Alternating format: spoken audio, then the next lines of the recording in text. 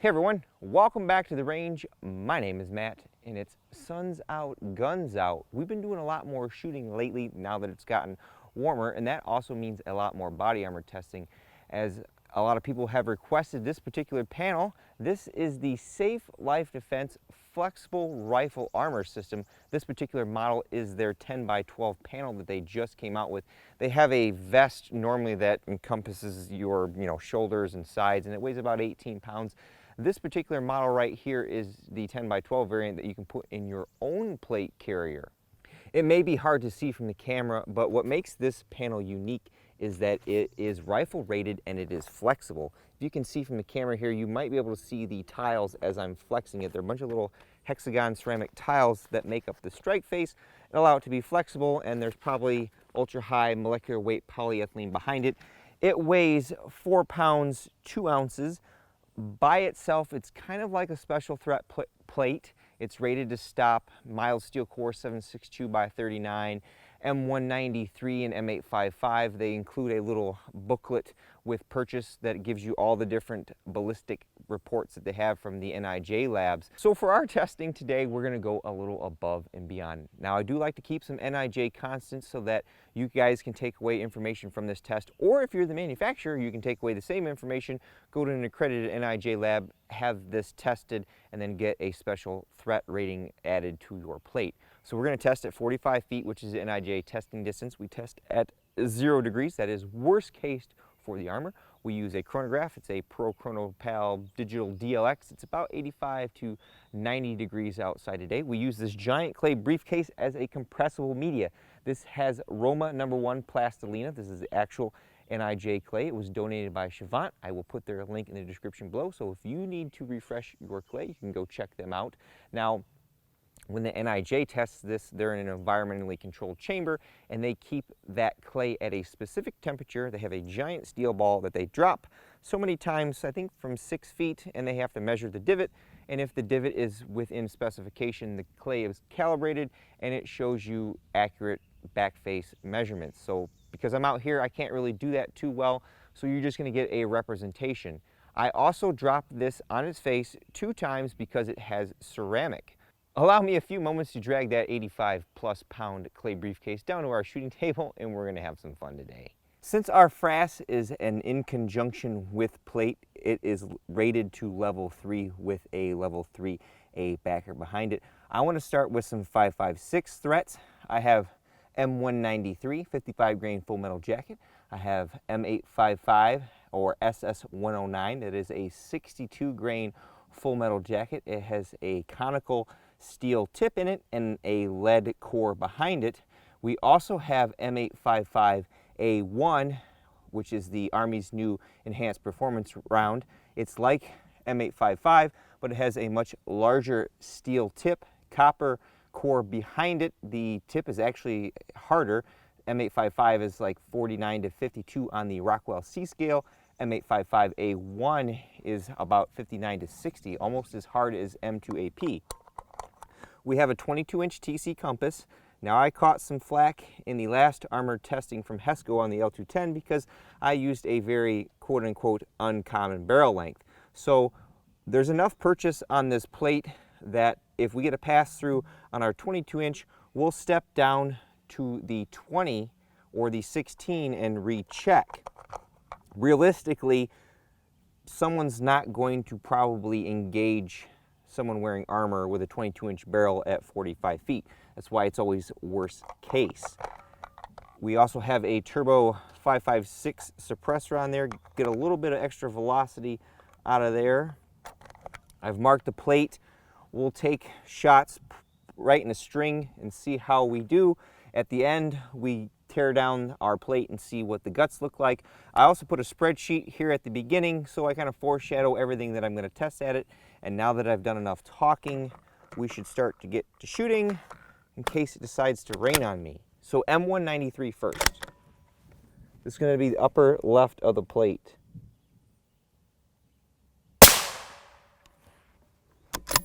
Really good velocity there. That one didn't have the magazine loaded all the way. Then still M193.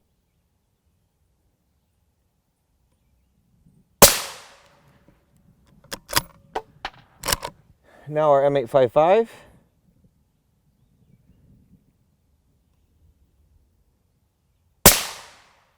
That one's a little off to the side.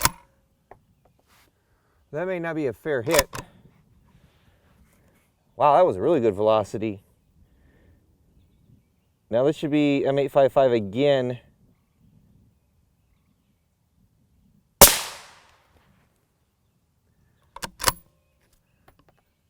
Maybe I had 3 M193s in there. This is the A1, definitely the A1.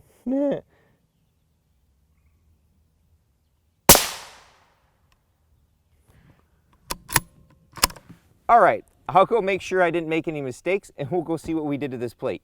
I can hear God moving furniture upstairs. Hopefully he does not rain down upon me until we are done with this test. So, the chronograph error that I had there was just the chronograph not reading the shot. I probably should take the screens off because it's overcast right now. So, here was M193 number 1, number 2, M855 number 1, number 2, and then our A1. Now the NIJ calls for a minimum of 2 inches per shot. You can call for more.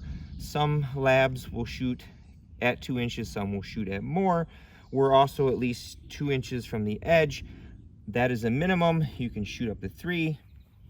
I'm doing a lot of talking. Let's shut up and see what's behind door number 1. Place your bets in the comments below. I apologize if I'm slow. I am by myself today. Now, with these hexagon tiles, or whatever shape these are, we should be localizing the trauma to the ceramic in those areas, and it shouldn't extend down to the other areas that we're going to hit with 308.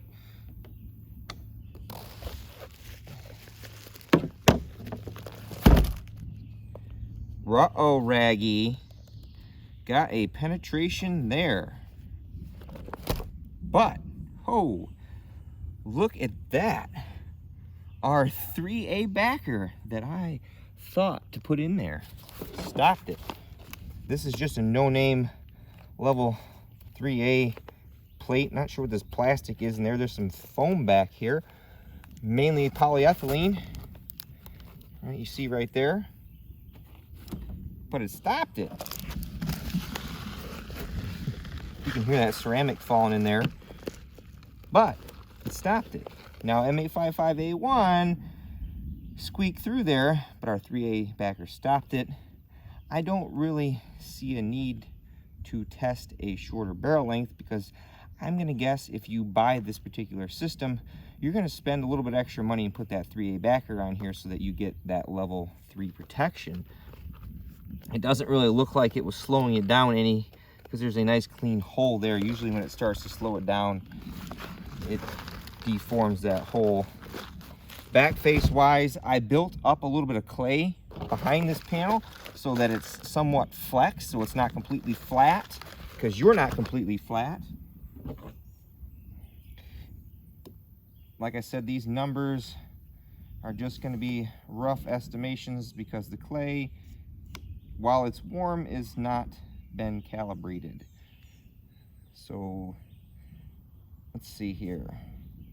So for that M855A1 shot, 13 millimeters,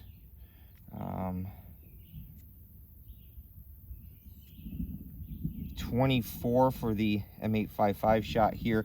Like I said, it's really hard for me to measure that. This just gives you a representation.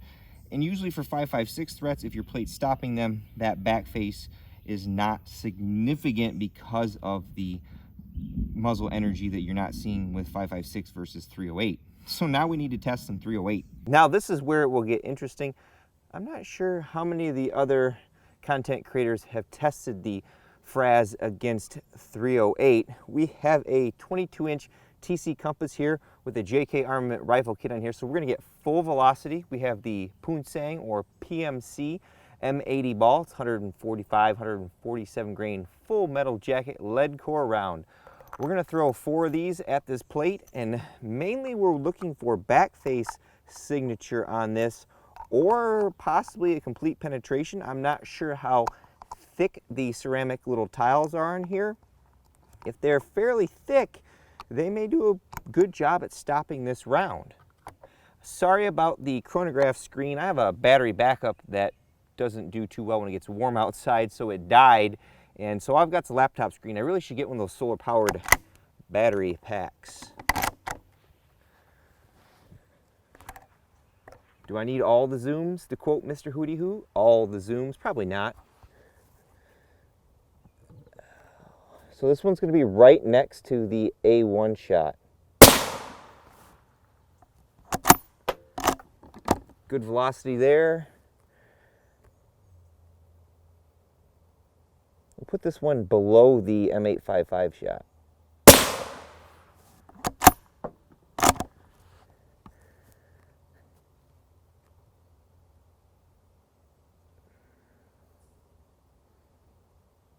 And then this will be on the right towards the bottom.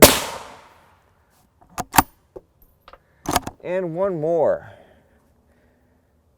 Where do I want to put this, guys? I'll put this right in the middle of those two. Let's go see what kind of carnage awaits us. Okay, now the moment of truth. How does this handle M80 ball, especially with back face? I'm not sure if I mentioned in the beginning of the video, but Safe Life does import a lot of materials from abroad to make some of their products. I know their belts are made in the US. I'm not sure if their soft armor is made in the US or not, but this particular FRAS plate is actually made in Italy. There is another US competitor, Stealth Armor Systems. I think they originally worked for Pinnacle, who made the Dragon skin, and then they patented their Hexar version, and we may have to ask them about testing their plate next.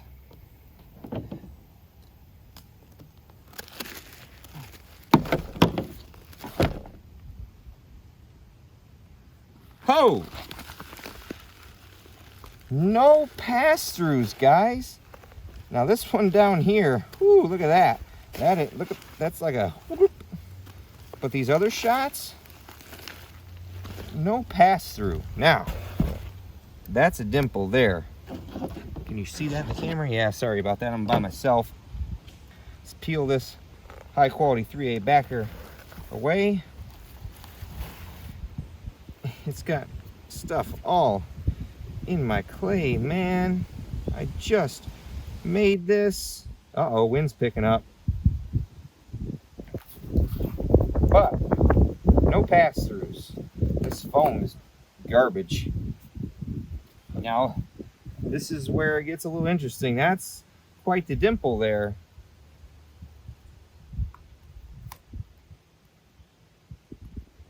We measure off.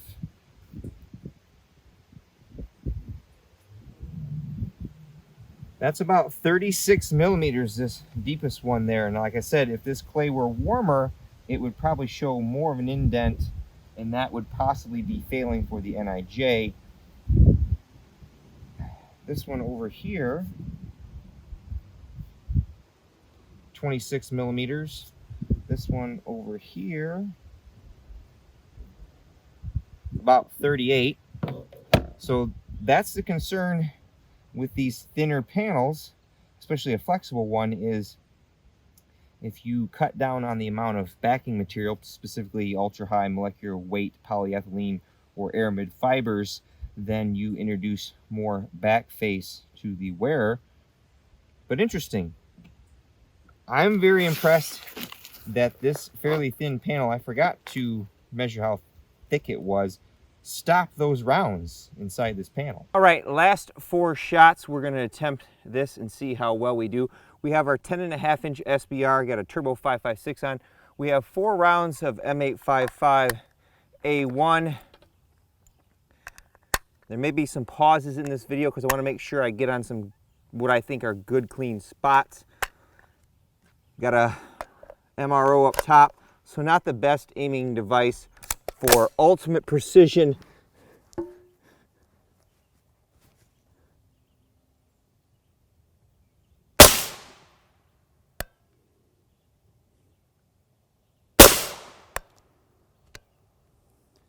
Let me go check the plate.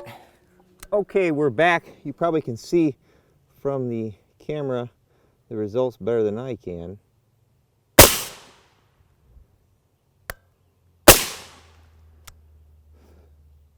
Let's go see what we did.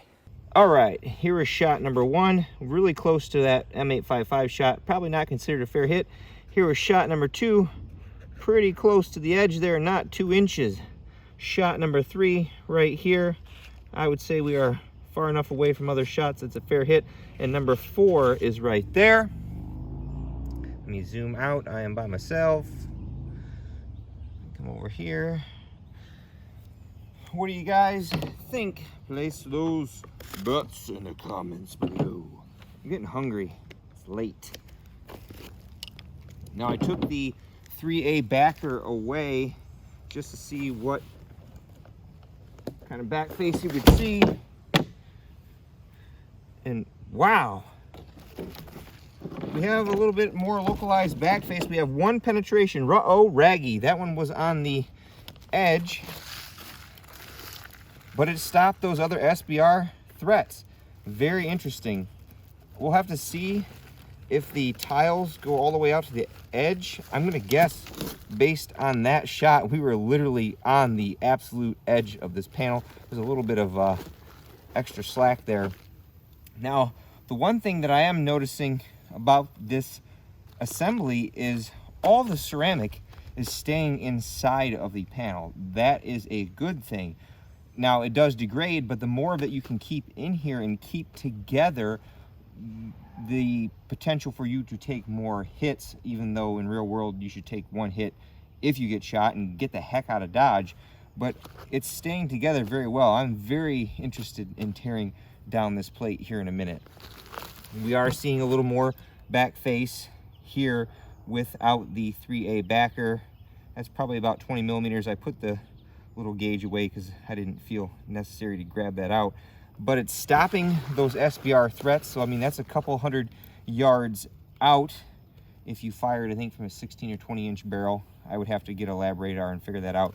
But wow, impressive. That 62 grain EPR from the SBR couldn't defeat this plate except for that edge shot. I wouldn't consider that a fair hit. I tried to measure the thickness of it because I didn't do that beforehand, but it's about 550 thousandths at its thinnest point. The cover is kind of already broken away, so we can just split this at the seam here. Hopefully I don't cut myself on any ceramic.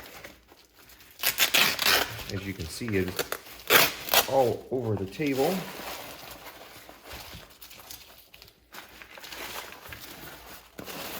So there was that M855A1 shot that's on the edge there, and it looks like I don't think there was a ceramic tile there.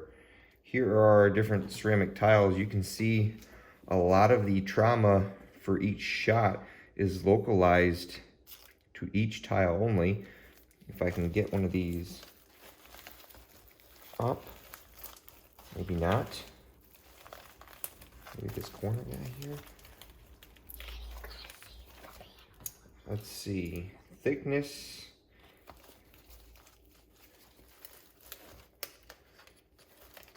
Kind of hard. 160 thousandths. No, actually that's 200 thousandths is the thickness of that tile. There's a little bump on the back. I'll put a picture in picture when I get one of these taken off here. But it's nice that they put this thin polyethylene in front to hold the ceramic in there. There's some kind of aramid fiber, kind of like a Kevlar. That's the backing material that holds the tiles together, allows them to flex. And then our backing material is more polyethylene. This is that 308 shot. Pretty, almost like a soft 3A from polyethylene. It's not firmly pressed to be rigid. It's still fairly flexible. There's just a bunch of layers of it. Dyneema is the brand. HB50. And there's just tons and tons of that. There's some of the, I think that was a 308 that it stopped there. Huh. There's some of the, there's the tip to the M855 A1, probably from the SBR. There's the copper there. Pretty neat.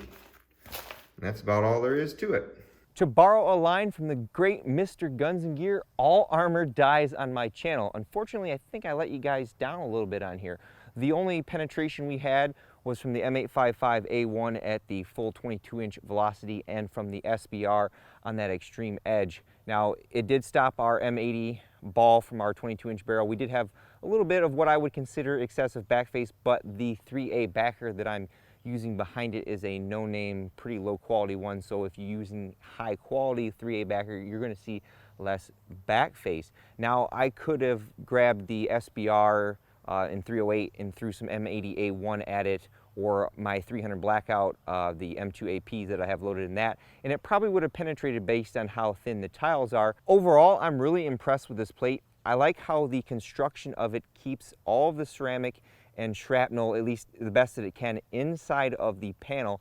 With as many shots as we put on it, we're not seeing ceramic laying out all over my table. So that potentially means that that ceramic staying inside there is going to still provide you with good multi-hit capability if you don't get the heck out of the way after the first shot. Now, in full transparency, Safe Life Defense sent me that FRAS to test with no strings attached to destroy at my pleasure. I didn't have a chance to put it in a plate carrier beforehand, so I can't really comment on the comfortability of being flexible, but I will say, you know, between a single curve and a flat or a multi-curve, the multi-curve plates always give you the best mobility in any direction. It takes all that weight off your shoulders and you can wear that stuff for extended periods of time. So when Mr. Guns and Gear and some of the other content creators say that this is very comfortable, I would without a doubt believe them. I would say the only negative thing about the FRAS is its overall cost. Compared to other rigid, say 3+ multi-curve panels, it's still quite a bit more, but it's made in Italy and everything over in Europe costs lots of money. I think I've overstayed my welcome today and I need to get the heck out of here. As I close out all my videos, I take a moment to thank all those who helped make these videos possible, especially in 2021. Number one is my Patreon supporters. They get to see all this stuff probably a lot sooner than you guys do. Number two is Safe Life Defense, who again, in full transparency, sent me that plate to destroy for your viewing pleasure. And of course, number three is you all for watching. Until next time, I'll catch you at the range.